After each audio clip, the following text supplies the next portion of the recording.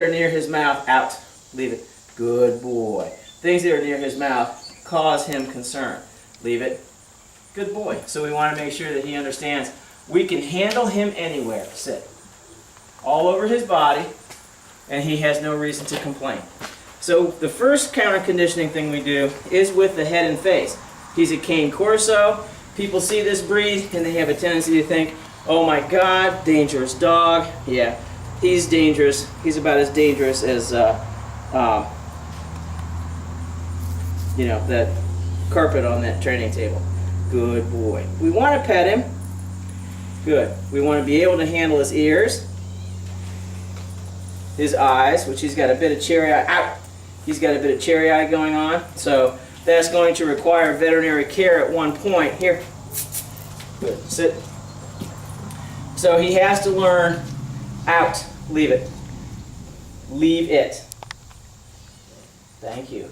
He has to learn to allow his head and mouth to be handled. And as you can see, I have a grip both on the collar and on the flesh of his face. Not in a corrective way. Good.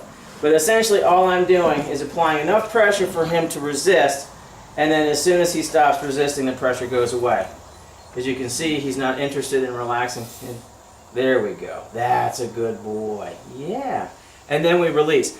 If he starts to struggle, and you take your hands off of him, the message to him is, when I struggle, I can make you leave me alone. We don't want that. We want the message to be, as long as I don't struggle, I can, you'll remove your hands or whatever is making me uncomfortable quicker. There's a big difference, and the dogs understand what that difference are. When he's eating, you don't really want to handle him just by virtue of the fact that it's inappropriate. You don't want people handling your mouth when you're chewing food. Why would the expectation be that you would do it for a dog?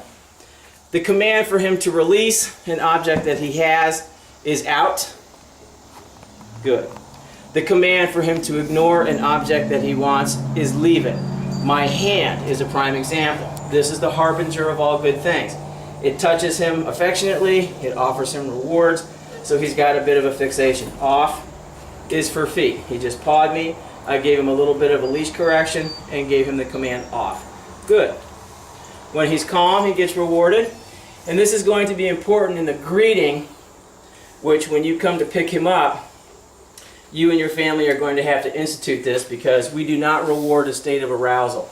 We want calm behavior. So because I don't have a guest that we can actually work this on, we're going to kind of recreate it without the guest. So if your guest comes in, knocks at your door, your dog and you accompany, your dog accompanies you to the door, the dog is expected to sit and wait.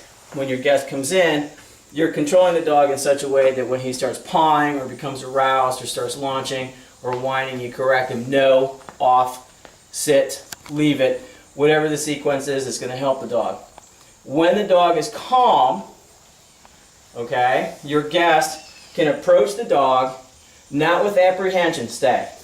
It doesn't look like this. It doesn't look like this. You move with purpose. You move right in, and you stand your ground. When your guest offers their hand, it's palm down, leave it. Leave it. Good. And then when the dog is focused, then they can pet the dog. If he goes to lick, nope, leave it. Do not withdraw your hand. Keep your hand in place and make the dog work away from the hand. Good, good. Then you can go under the chin, to the side of the head, to wherever the dog wants to be pet. Never cover a dog's eyes. They hate it. That's a great way to get bit. See how his head moves when I go to cover his face? And this is what most people do. Hand goes in, dog shakes his head a little bit, quit. See how he moves his head? Because he wants to escape the hand. He can't see through the hand. So if the palm's there, leave it. Good boy.